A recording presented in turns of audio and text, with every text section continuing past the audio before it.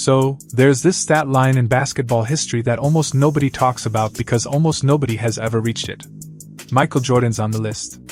So is Luka Doncic, Dwayne Wade, and Cade Cunningham. 4 players total ever across NBA and WNBA history. On July 17th, Caitlin Clark became the 5th, and she even did it better than the previous 4 record holders. We are breaking down exactly how. Plus 17 other records the Fever broke in that same amazing night. Show your love for Caitlin in the comments by commenting Caitlin for MVP. Always so polished. Now the players that we just read off the screen before we send it out for that interview. You got Jordan, Wade, Dončić, Cunningham, but there's only one player on that list now with Caitlin Clark on there as well that did it in under 30 minutes. That's crazy. Before we talk about Clark's historical record, let's first talk about Kelsey Mitchell because she also had the building on its feet. Seattle walked into this game with a plan. They wanted to slow down the guards and make somebody else beat them. Mitchell looked at that plan and just burned it down in about 8 minutes. She caught fire from the jump, pulling up from 3, getting to her spot on the wing, and by the time the first quarter ended, she dropped 17 points. That's not just a hot quarter for her. That's the most points any player has ever scored in a single quarter in Fever franchise history. Not Tamika Catchings, not any of the great names who came through Indiana. Kelsey Mitchell in 1 quarter on July 17th. She's amazing. Like everything that she does is absolutely incredible. It's top tier. One of the best players in this league.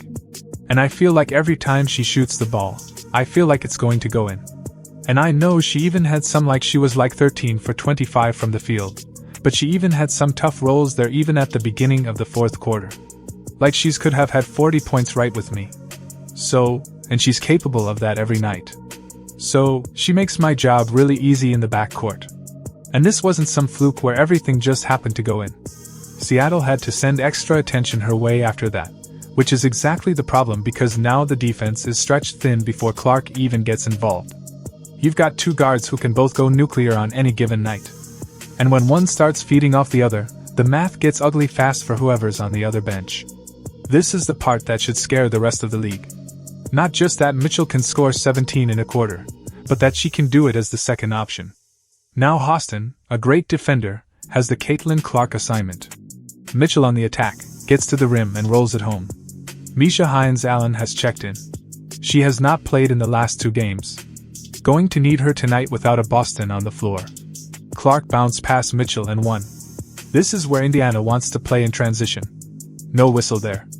Mitchell fire away. Oh yeah, because that's the pattern all season. Mitchell just hit 9 straight games with 3 or more 3-pointers made. And the only player ahead of her on that list is Clark, who ran off 10 straight games like that back in 2024. This performance also gave her the 14th 30-point game of her career and stretched her streak of scoring in double figures to 40 straight games. That's not a stat that happens by accident. That's a guard who shows up every single night regardless of who's guarding her or what the score is. And here's the part that nobody talks about enough. Kelsey Mitchell leads the entire WNBA in total points scored this season. Not just the Fever, the whole league. Every team, every guard, every scorer with a highlight reel, and Mitchell's ahead of all of them. So if she's doing this much damage while barely getting mentioned on national broadcasts, what happens the second Clark starts clicking in the same game? I just want to spotlight and give a little shout out to Kelsey Mitchell, and what she's been able to accomplish as well. 20 plus points in 9 straight games. Lisa, well, Kelsey I call the missile. And why? Because she's the fastest player in the WNBA with or without the ball. But when she gets downhill, she moves so well without the ball. I love when Caitlin has it. Caitlin will dribble towards her. She cuts backdoor. One of those passes, always getting rewarded on the backdoor pass, but also her 3-point shooting.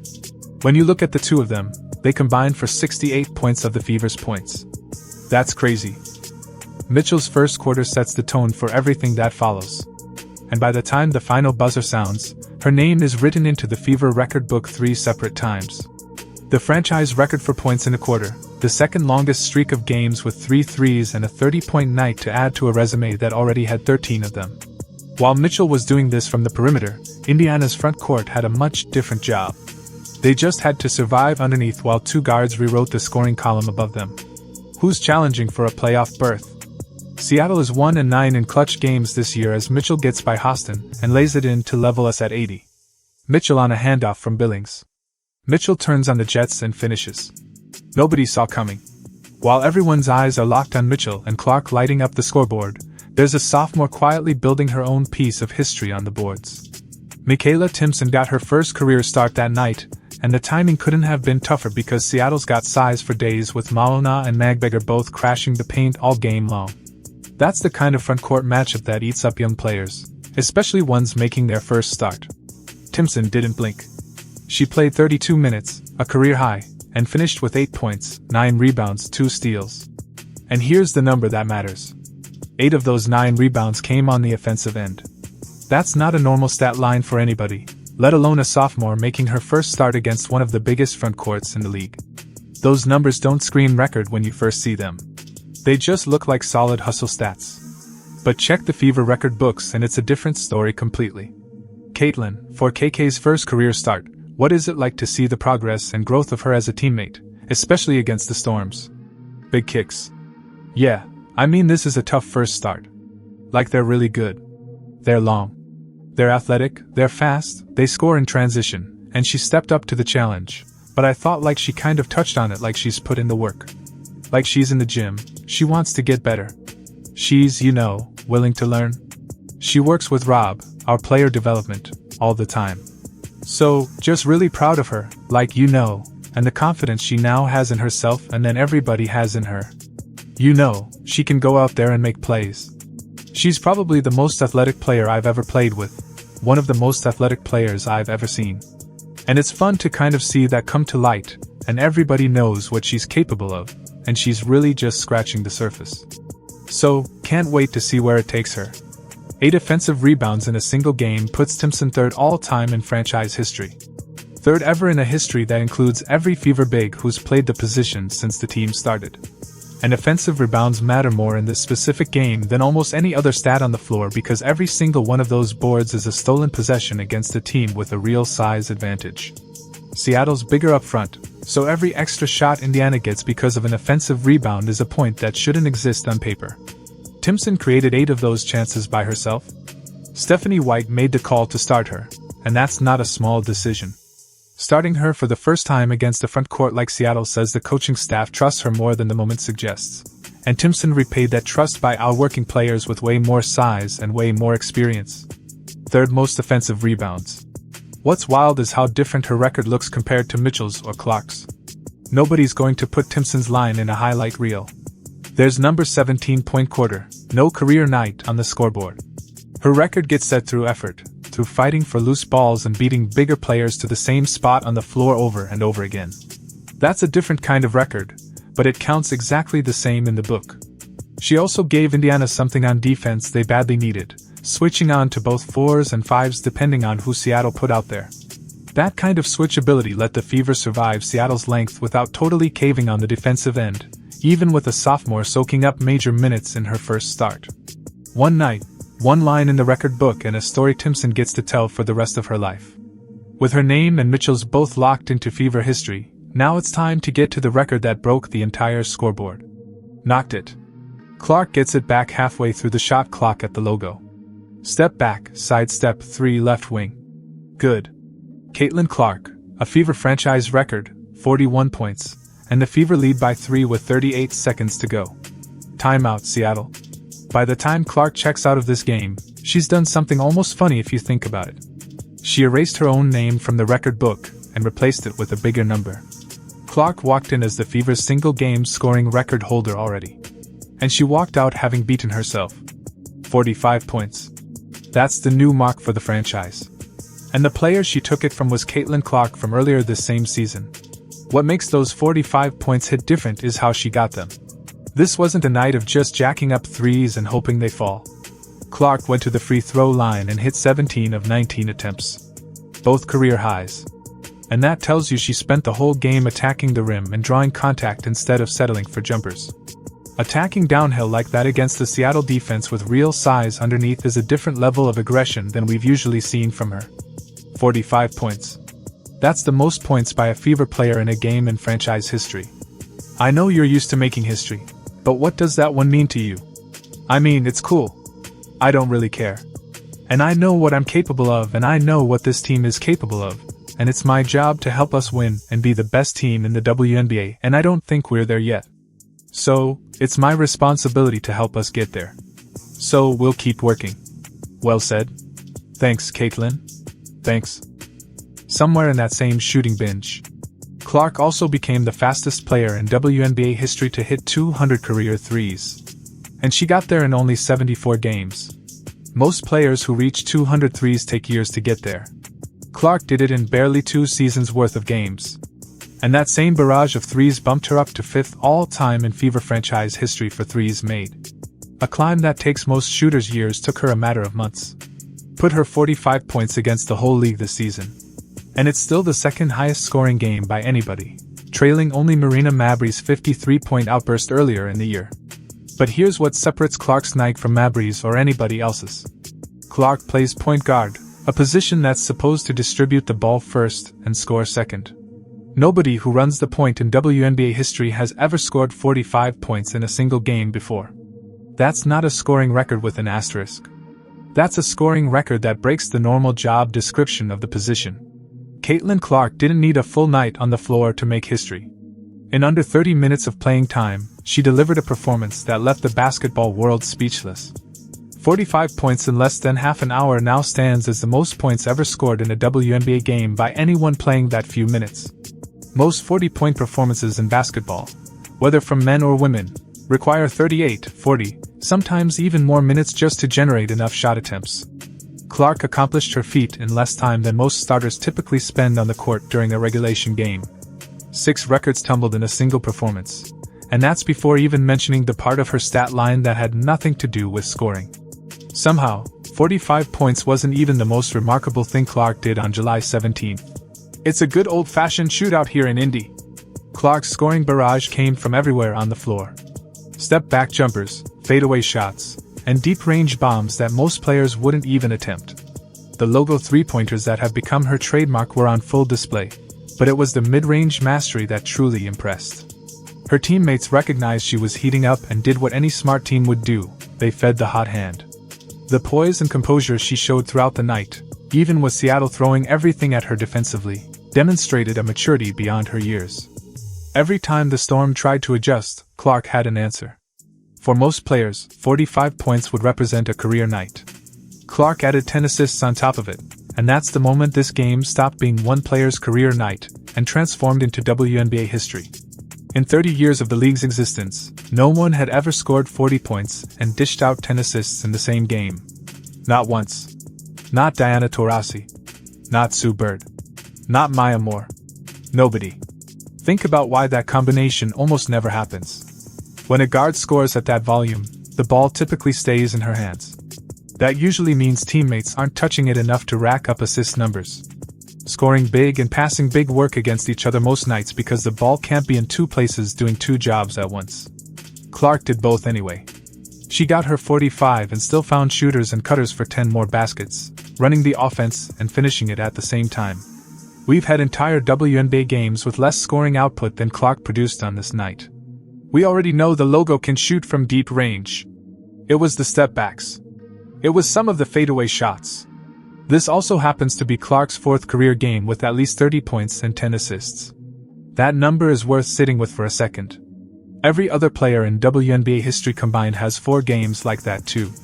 Not 4 each, 4 total across the entire history of the league. Clark alone has matched that whole group by herself. She's also continuing to stack up her streak of 20-point, 10-assist games, a mark that keeps growing every time she steps on the floor. Now flip over to the defensive end, because Clark wasn't just piling up points and assists while ignoring the other side of the ball. She finished with 4 steals and 2 blocks, including a block on Flo J. Johnson that she answered on the very next possession with a go-ahead 3. That wasn't stat padding at the end of a blowout. That was a swing play in a game Seattle kept trying to claw back into. Again, the poise and composure experience of Heidman. Clark and a triple.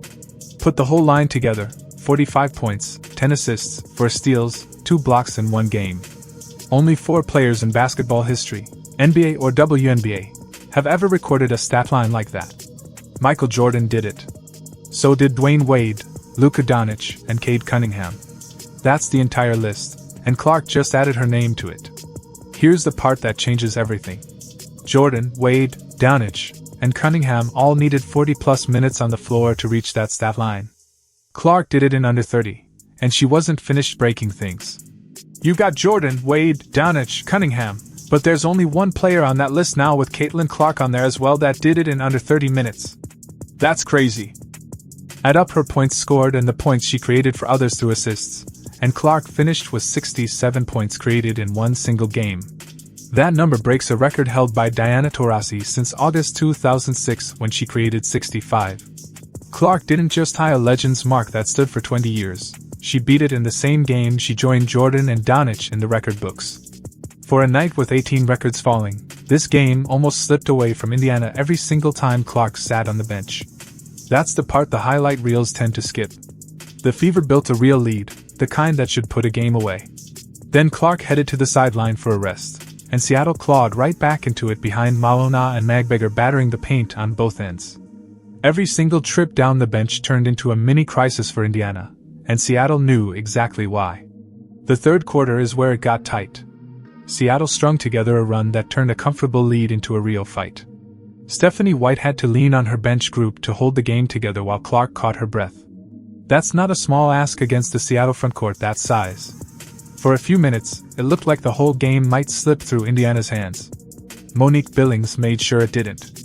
Late in the fourth quarter with just over 3 minutes left, Billings blocked Malona at the rim. Exactly the kind of stop that keeps a slim lead from turning into a loss. Billings finished the night with a season-high 16 points to go with it, showing up on both ends when Indiana needed her most. Not just as a scorer, but as the last line of defense in the paint. Lexie Hull doesn't show up in the box score the same way, but she's the connective tissue holding the defense together in those bench-heavy stretches when Clark's off the floor. Nobody notices that kind of work unless they're looking for it. Most people watching at home never are, they're watching the scoreboard instead. Johnson pokes it away. Under 10. Clark fires. Hits and hits. And hits. Caitlin Clark doing it all. Seattle's whole game plan revolved around making Clark work for everything. Doubles the second she crossed half court. Magbeger hedged on every screen. Ball pressure the entire length of the floor. None of it mattered once Clark had the ball with the game actually on the line, because she'd already broken through every version of that defense all night long. This is where the record chase connects right back to survival. Clark and Mitchell combined for 75 points between them, and that's now the most points ever scored by any duo in Fever franchise history. 2 guards, 1 game, 75 points, a number that never existed in the record book before July 17th. There's a second duo record sitting right next to it. Clark and Mitchell now hold the record for the most 30-point games by a duo in WNBA history, a partnership stat that didn't exist as a real conversation before the season. Indiana survived its own shaky stretches because the same 2 guards who filled up the record book all night were the ones who steadied the fourth quarter when it actually mattered. 18 records, 1 game, and 14 of them belonged to Clark alone. That's not a hype number some blog made up. That's sitting right there in the box score for anybody to check. This is a championship chase, an MVP case building in real time, and a Fever team that just proved it can survive a shaky third quarter and still make history in the same night. Jordan and Doncic both needed 40 minutes to reach that stat line. Clark got there in under 30, still on a minutes restriction. So what happens the night they finally let her play all 40? She's such an unselfish player. The 10 assists, those players, her teammates so lucky to have a player that can pass the ball as well as she does. But when she gets hot, it's great that they were able to find her as well. 45 points. What? One for the books, of course. Show your love for Caitlin in the comments by commenting Caitlin for MVP. And don't forget to like, subscribe, and turn on all notifications as we bring you all the action and top stories. Click the video on the screen and we'll see you in the next one, right here on Hoops Uncovered.